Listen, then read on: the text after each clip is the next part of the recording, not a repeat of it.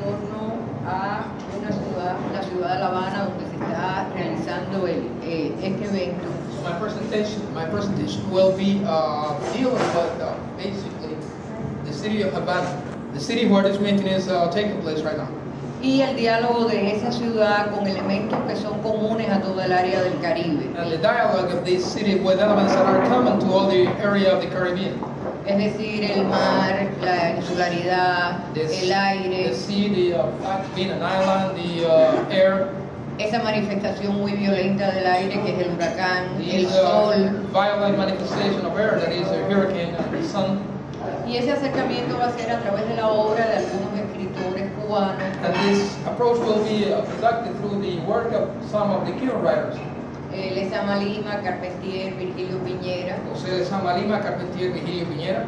Y entonces por eso es que teníamos la duda, traducir simultáneo a Lezama, a Carpentier, a Virgilio, un poema es algo complicado. And this is why we were in doubts in terms of having a consecutive translation of Carpentier, Virgilio, and other parts, which is kind of complicated. Entonces yo me voy a animar a leer el texto en inglés. So I will dare to read the text in English. Así que les voy a pedir que tomen en cuenta que estoy haciendo un esfuerzo por que me entiendan en And I otra will lengua. ask you to understand that I will be making an effort for you to understand me and speak in another language. En la pronunciación seguro que va a tener problemas, pero I might I'll have do my some best. problems with the pronunciation, but I'll. Bueno, el nombre es Havana, City and Writing. Y comienza, it starts with a quotation from Lezama Lima, a poem of Lezama, Insular Night, Invisible Gardens, that says, "The violet sea yearns for the birth of the gods, for being born here is an incredible feast. Surrounded by the walls of all fortresses designed to defend the city from pirates and corsairs, still protected by castles erected on top of the rocks, always besieged by the turbulent sea, the city stands up. The name of the city, of indigenous origin, has always been associated with that of the voluptuous and aromatic plant, whose smokes erects cathedrals in the air and evokes the enraptured rituals of the ancient inhabitants of the major island in the Caribbean Sea. Since then, its language began to take shape as vivid legend, always in dialogue with nature that would besiege and nurture it. The city's enclosed bay, like a cul-de-sac, became the preferred location for sailors when they arrived to the newly discovered continent. It became the place for encounters, key and portal to the New World, gate to the West Indies, threshold. The city's enclosed bay, like a cul-de-sac, became the preferred location for sailors when they arrived to the newly discovered continent. It became the place for encounters, key and portal to the New World, gate of the West Indies, threshold of adventures, and also a place where ships met, a place of confluence, the last port before the long voyage of return across the Atlantic, the place for goodbyes and farewells. Havana Bay is one of the most magnetic areas of the city, space that is configured symbolically by the overlapping of real stories with fictional ones, moved by popular imagination and by that of its writers. Hernando de Soto, governor of Cuba, departed from that port to conquer Florida in an enterprise that led him not to encounter the mythical fount of youth, but his own death. The Castillo de la Fuerza, located across the bay, is inhabited, according to the legend, by the ghost of Isabel de Bobadilla, who waited for Hernando's return year after year from the watchtower of the tall stone place, always looking at the horizon. ¿Se oye? Can you hear? Can you understand? Yes. Always looking at the horizon, fruitlessly searching for the ship that would bring her husband back. The fortress across the bay today speaks in an enchanted language that is translated to writing in the words of its poets. Quotation. The same fortress, La Fuerza, seemed to have been created for farewells, meetings and weddings, with which the newlyweds led before their first night of passion. It was a stone that received the lunar tide in its entirety. Poción, the unforgettable character of Lezama Lima, also delved into the deep and dark waters of this harbor, defying the voracity of the sharks, to imitate a vessel departing to Europe towards the long encounter with his loved one.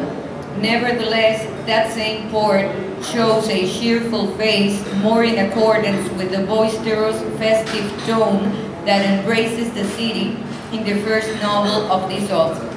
Quotation from Paradiso. The Porgies, who listen in stupefaction to the ship's motors, the naked young divers who swim up with coins in their mouths, the Santeria temples of Regla with cornucopia of fruit to count the gods of thunder, the interpenetration of the thickness of the stars, and the incessant mutations of the marine depths that form a gilded zone for a man who can resist all the possibilities of chance with an immense complacent wisdom. The constant dialogue of the city with the nature adopts other shapes and expresses itself through a language that is renewed through time, yet still maintaining its peculiar mode of expression. The air, its variations, its most tenuous ruffle, the pounding of the breeze, or the absence of wind circulation, acquires a special form in the capital of Cuba, where the heat of the tropical climate seems to govern all the expressions of its inhabitants. Quotation from Carpentier, El siglo de las luces. It was a town constantly exposed to the invading air, thirsty for land and sea breezes, with its shutter, lattices, doors and flags open to the first cool breeze.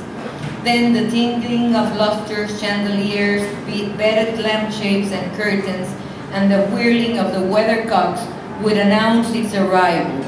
Fans of palm fronds, Chinese silk, or painted paper would be motionless. But when this transient relief was over, people would return to their task of setting in motion the still air, once more trapped between the high walls of the rooms.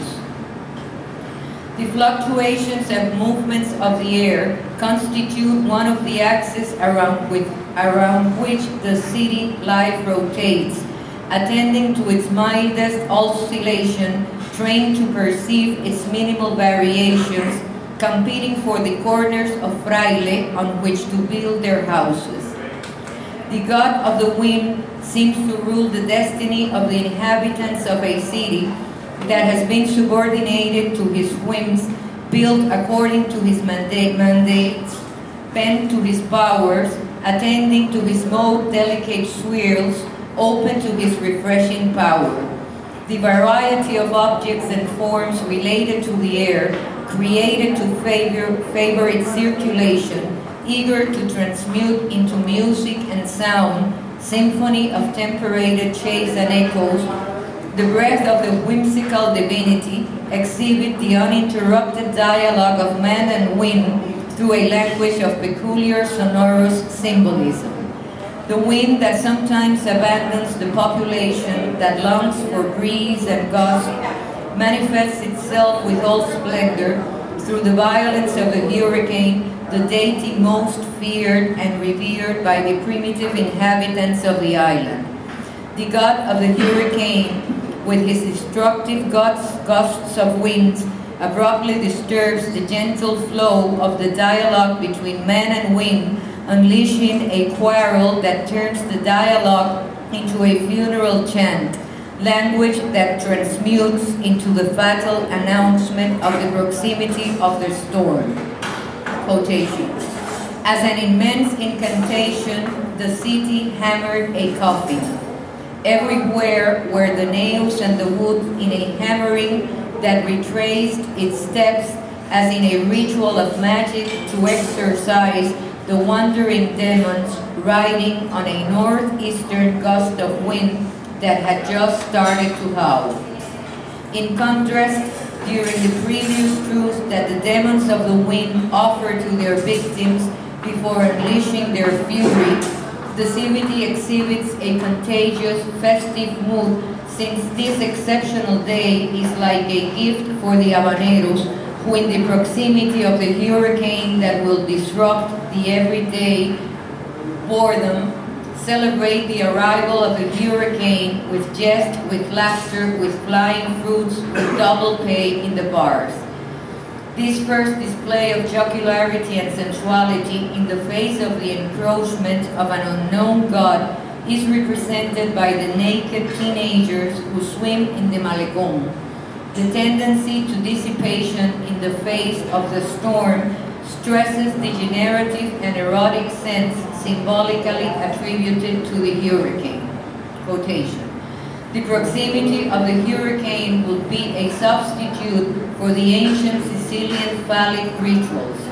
Just before the arrival of the irate god, we prepared a gigantic half-moon-shaped mirror with a flickering phallic flame in the middle. As a moment for leisure, for transgressions, as a moment in time that stands still by the menace of nature, the announcement of the coming of the hurricane breaks all established habits, promotes excesses, subverts idleness, turns the world upside down, and transforms it into an unrestrained carnival resembling a pagan ritual. The city's dialogue with the implacable tropical sun requires another language. The power with which the sun thrusts its scorching rays over the island at midday seems to respond to an evil will to chastise men and women, injure their bodies, and drive men to the limits of their sanity.